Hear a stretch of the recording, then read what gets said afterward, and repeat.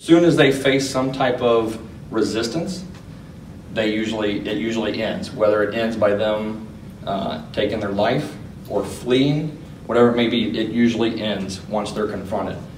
For instance, just the most recent, when the citizen grabbed a rifle and started to engage the individual, he stopped the killing on the church and started to flee. Okay. Cannot plan, but thereby prevent or mitigate these attacks until we recognize they can happen. I think we've kind of hit that pretty good. And here's, unfortunately, just some highlights of why we're in here doing this. The different statistics. And each one of these are different. Some may be racially motivated. Some may be motivated based on your religion. Some may be nothing to do with your religion, and just like the most recent, it's all domestic. You know, you can't see some of that coming because you don't know what exactly is triggering these individuals. There's no rhyme or reason. There's no profile that we can say young, old, black, white, female, male. They're coming in all shapes and sizes, and it's making our job tougher, and it's going to make your guys' job tougher.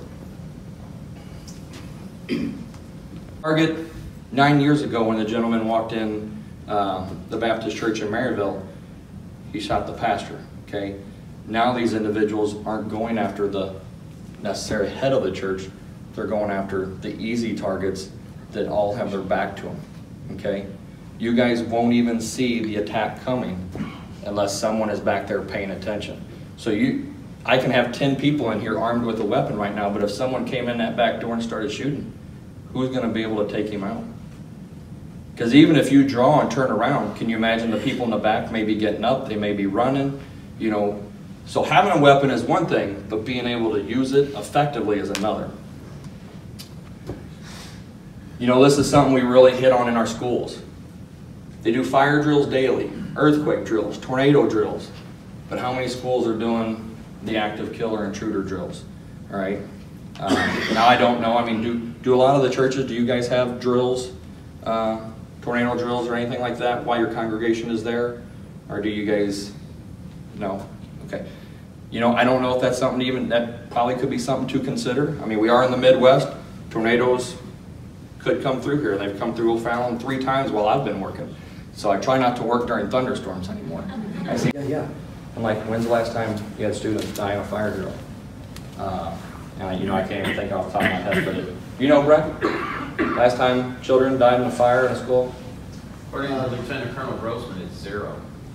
No, there was a fire in Chicago, I think it was, but I want to say it was like 80, 90 years ago. But we stress fire drills so much on the schools. And yet, the hot topic and what we see happening, unfortunately, way too often is these intruder and active killer drills. So we're trying to press that through. So here's kind of a first line defense. We all have ushers at our churches, and they're all welcoming people. They are, any training that you guys do from here on out, back with your congregation, the ushers definitely should be involved.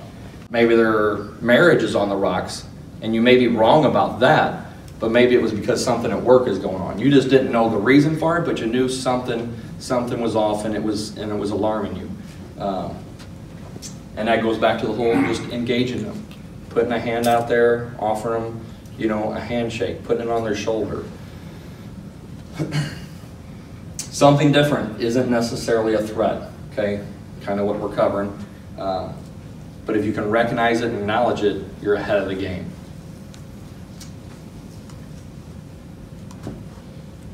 Make sure we educate those around us.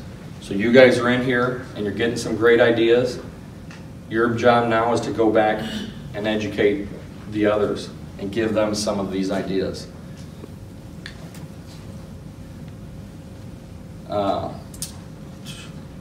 So how would we alert people? Do you have a PA? Are you just going to yell outright? Or do we have the radios, phone? Hopefully the gunshots aren't alerting people. If it's the gunshots, then it's probably too late for some. You know, it just takes a few seconds to get people to go into their thing. Who can call 911? This is important. Anyone could call 911 playing the softball game on the East Coast. Did you guys see the video? There was cell phone video of that. If you haven't, go back on YouTube, it's probably on there, and look at it. And while this guy is filming the shooting and the shots are being fired, someone says, "Hey, did anyone call 911?" And this guy says, "I don't know." He's too worried about filming it. Unfortunately, that's what America has become. Why? Maybe he's just assuming that everyone else has a phone and that maybe there's officers there so that they have maybe used their radio. But you don't know if those are federal officers. Those radios may not even communicate with the locals. We would much rather have 50 911 calls coming in. There's no dispatchers in here, correct? 50 911 calls coming in than 0. Because my response time of 3 minutes only starts when I'm notified. If I don't get notified, that clock never starts.